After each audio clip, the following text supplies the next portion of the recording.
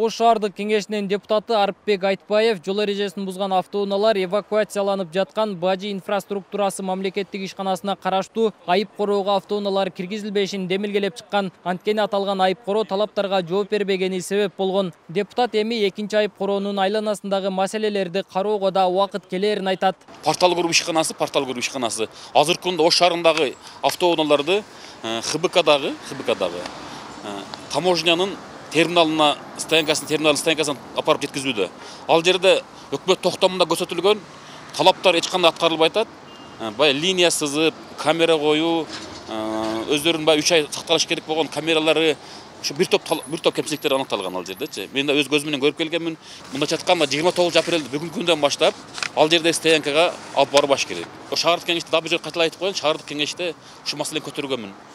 Менчик бир фирмаларды байытпай, Ош шаардык кеңеши атайын өзүбүз дагы эвакуатор сатып алып, ошол менчик фирманын чөтөгүнө түшкөндөн көрөк, Ош шаар бюджетине акча түшсүн. Биздин бюджет Ош шаар бюджетинде калсын. Мисалы үчүн күнүнө 30дан машина киргенде дагы айына 900 миңдей машина кирет экен, автоунаа кирет экен. Ошонун акчасы шаарга бюджетине калсын деп маселе көтөргөнмүн. Ош шаарында 2 айып короо бар. Мындан ары алардын бири ишин токтотууга аргасыз. Ош шаардык ички иштер башкармалыгы тергөө жүргүзүп, талаптарга жооп бербейт деп бүтүм чыгарган. Эми жол эрежесин бузган автоунаалар бир гана айып короого киргизилет. Бириси ошол ХБКда жайгашкан, экинчиси Мамырова көчөсүндө эски кирпичный завод ичинде бар. Азыр ошол жерге ташылып атат. Ошол портал групп менен Кыргыз Республика Ички иштер министрлигинин жол кайгылуу кызматы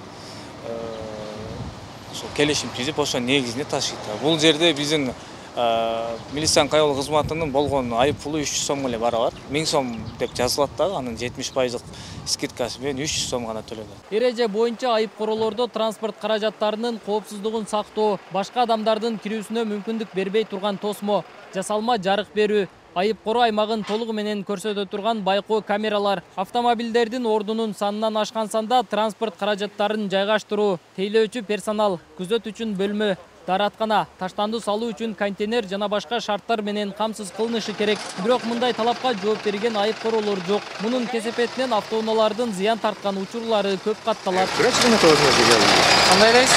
29 метр коюп.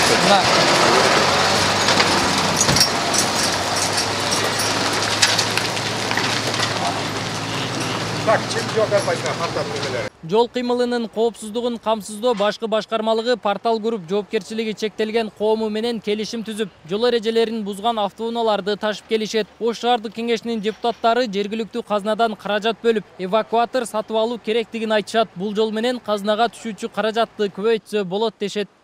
Нургелди Каныбек уулу, Азам Буздуриков, ТМЖ жаңылыктары.